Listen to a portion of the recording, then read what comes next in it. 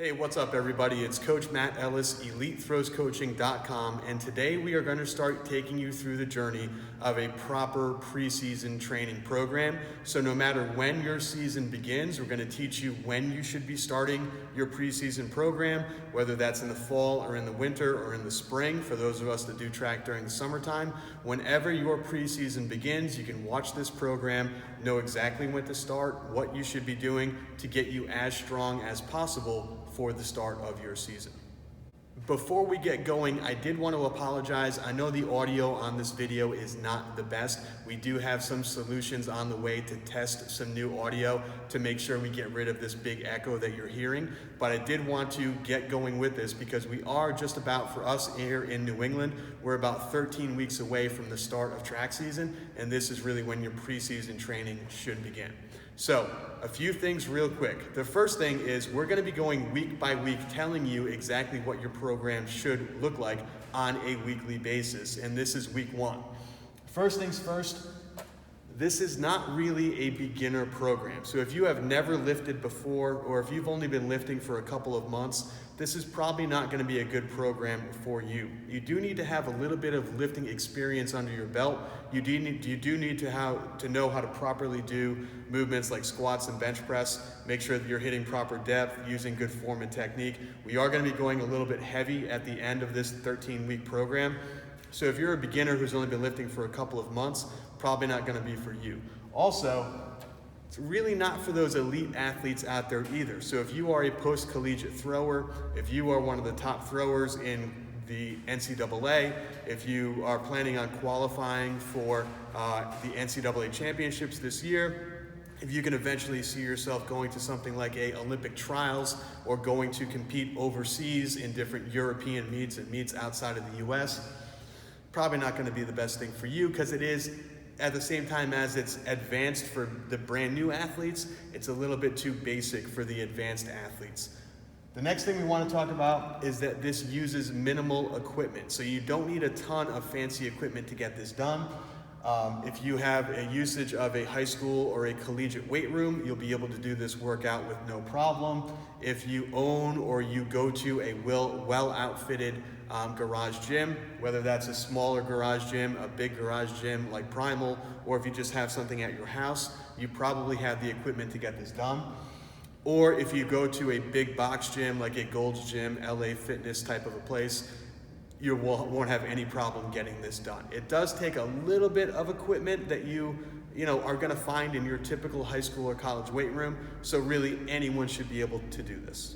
The next thing, and probably most importantly, is that you do want to do a good warm-up before you get to a program like this. A good 10 to 15 minute active warm-up to get your body ready for the training that we're gonna be throwing at it. So make sure, go to EliteThrowsCoaching.com and sign up for our newsletter. When you sign up for the newsletter, you get 2 videos.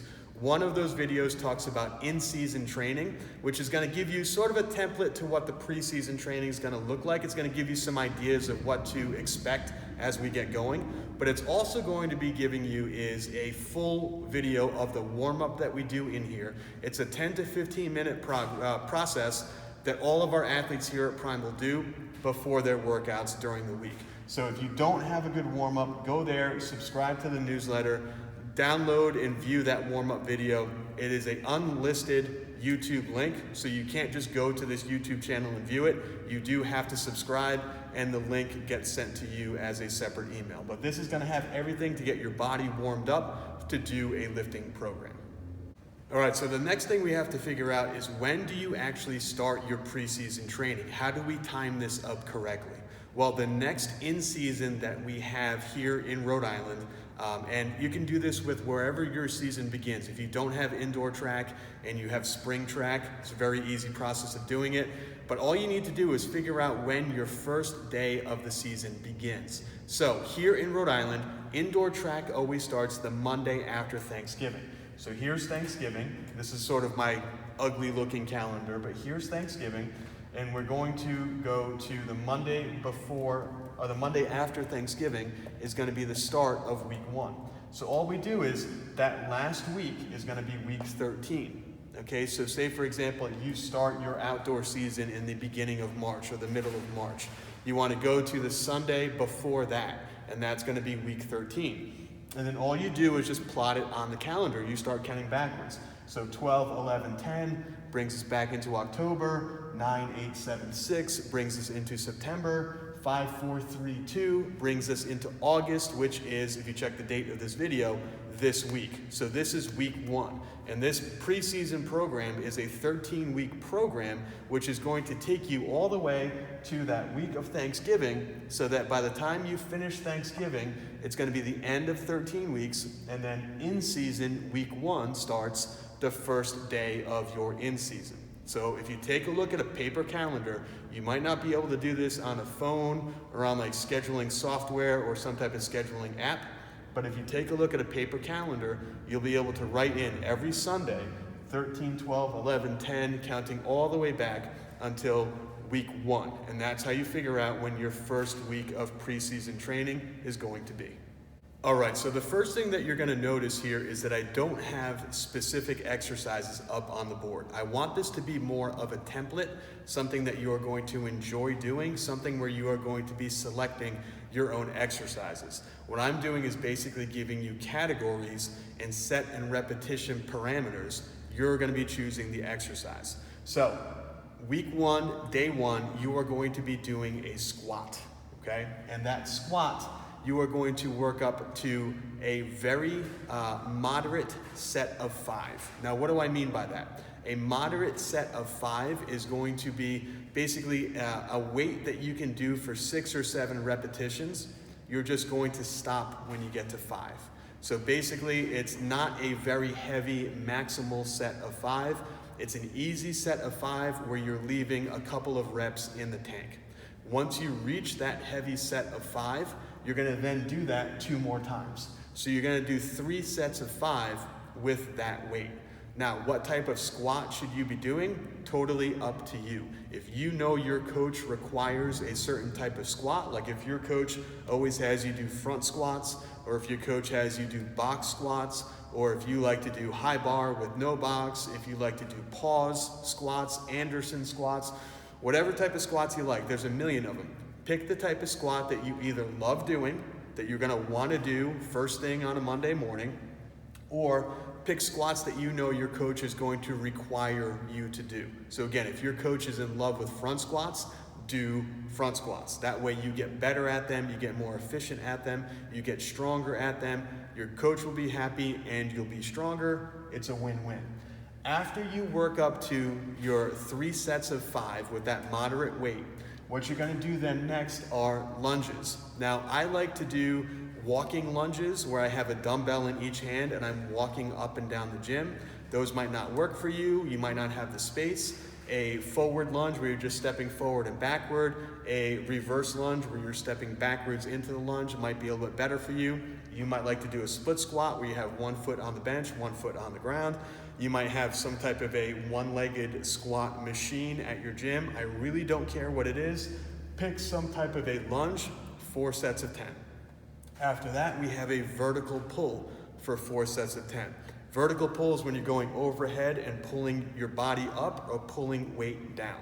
So you can do chin-ups, you can do pull-ups, you can do a regular grip, you can do a wide grip, you can do a pull-down machine where you can select different types of close grip or wide grip. Whatever it is, we're gonna write it down, we're gonna stick to that exercise. So pick an exercise that you can do, pick an exercise that you'll be able to make progress with, pick something that's fun that you like doing.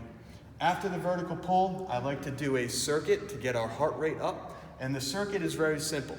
It's a body weight squat, a plank variation, and an upper back face pull variation. Now, I like to do these for repetitions. That way, a lot of times people don't have timers, or it's tough to go from one apparatus to the other in a big commercial gym. Body squat, we're gonna do 15 repetitions. So body weight squat, you can do it with a box, without a box, close stance, wide stance, whatever. Pick one and stick with it. Plank, we're gonna do for 30 seconds. And the upper back face pull, we're gonna do for 30 reps. And we're gonna go through this 3 times. So we're gonna go 15 body weight squats, no rest. right down into a 30-second plank. Again, high plank, low plank, whatever you want to do. And then right from there, upper back, face pull. You can use a band, you can use a rope, you can use machines, you can use your body weight, whatever. Face pull, 30 repetitions. After you go through it once, take about a minute, go through it again, take about a minute, go through it a third time, take about a minute.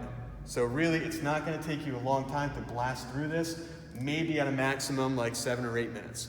After that, a little bit of grip work. As throwers, we want our hands and our fingers strong. There are tons of grip exercises under this channel. Just make sure to go there and check them out.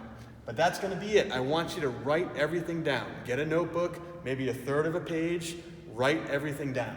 What you did for your squats, what your workup sets were, how much weight it was, and then what you did for your 3 sets of 5.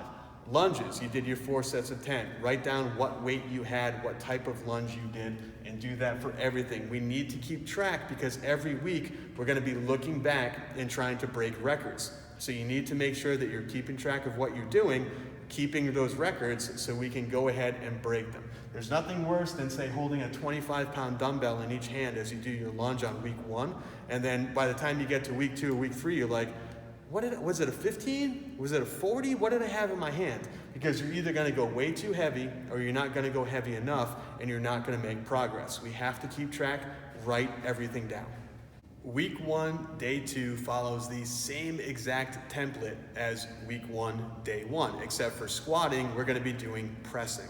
So the first exercise is going to be a bench press. Whatever type of bench press you want to do, does not matter to me. Wide grip, close grip, neutral grip, pausing on the chest. Whatever it is that you want to do, maybe it's incline bench if your coach really likes incline. You're going to take a bench press variation and you're going to stick with it for the next 13 weeks. So make sure, bench, same as squat. We're going to work up to a heavy, or not heavy, but a moderately heavy set of 5. Again, this is a weight you can do for 6 or 7 reps, and you're only going to do 5. Once you find that, you're going to do another 2 sets of 5. So again, it's going to be 3 total sets of 5 repetitions at the very end of that workup. Again, weight you can do for like 6 or 7 reps, okay? Hopefully that makes sense. I think I explained it well enough in the squat area. Same exact idea for the bench. After that, we're gonna do an opposite press. So I like to do flat bench press for the main movement, incline bench press for secondary. Some people like to do incline dumbbells or incline bench with the bar as their primary event. And then they'll do like a flat dumbbell press for the secondary event. I like flat bench first, incline bench second. Again, totally up to you, but whatever variation you choose, 4 sets of 10, okay? Next, we had a vertical pull or a pull down or a pull up during squat day. Now we're gonna do that horizontal, that linear pull. So some type of a row. Bent over barbell row, bent over dumbbell row, some type of rowing machine at your gym. Whatever it is that you have access to, we're going to do that horizontal pull, 4 sets of 10. And then our circuit is going to be 3 exercises. We're going to have a tricep press down for about 15 repetitions. Again, we're just trying to go light, use proper form and technique. We're going to do some type of a bending at the waist or a crunch. Now again, millions of these. You've got toe touches, heel touches, overhead sit-ups, spread eagle sit-ups. Those are just 4 right off the top of my head that we do here a lot in the gym. But again, millions of different types of core variations where you're bending at the waist and doing a crunch. And then we're going to do an upper back movement again, which is going to be a different type of face pull than you did on the first day, on your squat day. So if you used a band for the first day, now we're going to use a rope and a weight stack, or we're going to use your body weight on a TRX apparatus. Whatever it is, some type of a face pull. Again, 3 times through, so we're going to do 15 press downs. We're going to do 20 of those crunch type movements, and we're going to do 30 face pulls. Take a minute rest. Boom, boom, boom, take a minute rest. Boom, boom, boom, take a minute rest. Finishing up with grip work. Again, millions of different ways that you can train your grip. There's a bunch of variations here on the YouTube channel. Make sure to check those out. Okay, last but not least, we have day 3. Day 3 is our deadlift day. So again, we're building strength right now. That's why you're not seeing a lot of things like cleans with a bar, or hang cleans, or hang power cleans, or dumbbell cleans, or dumbbell snatches, or any explosive stuff that we do in the weight room. There's no jumping, there's no med balls. Right now we're building strength. I like to save that for during the season. Right now it's strength. During the season is explosion. So we are working on getting strong, and that's why we are doing deadlifts right now. Now, if for some reason you are not comfortable doing deadlifts, you can always find a safer variation. A trap bar deadlift works really well. A deadlift off of blocks to raise the deadlift off the ground a little bit is sometimes a little bit better for people that have sore lower backs or do not have good form or technique. Or if for some reason you can't get into the weight room 3 days a week, you can stick with the first 2 and maybe try to incorporate some of the assistance work into those 2 days. You can always try to mix and match. Make this as individual to you as possible, which is why, again, I'm not giving specific exercises to do. It's up to you to choose what exercise works best for you. All right, so week 1, day 3, we are doing deadlifts. So for me personally, it would be a sumo deadlift, because that is what feels most comfortable to me and is better on my lower back. It might be conventional, it might be hex bar, it might be kettlebell deadlift. It might be a deadlift off of blocks, it might be a rack pull, whatever you want to do, some type of deadlift variation.